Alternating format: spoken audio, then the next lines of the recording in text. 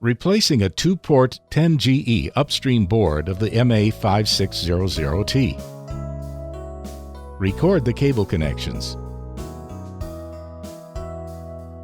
Please pay attention to these items.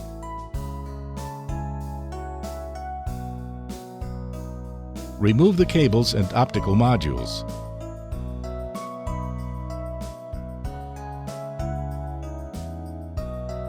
Loosen the captive screws on the panel of the upstream board.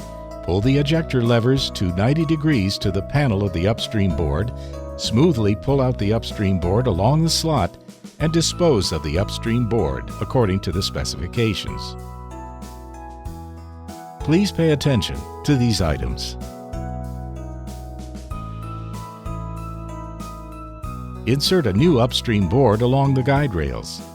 When the ejector levers are in contact with the service subrack, pull the ejector levers to 0 degrees to the panel of the upstream board and tighten the captive screws on the upstream board. Please pay attention to these items.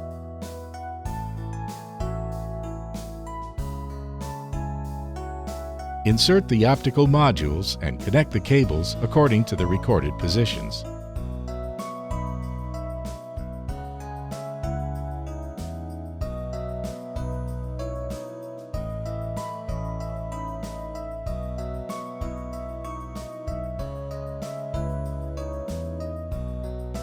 Check the run alarm indicator on the upstream board.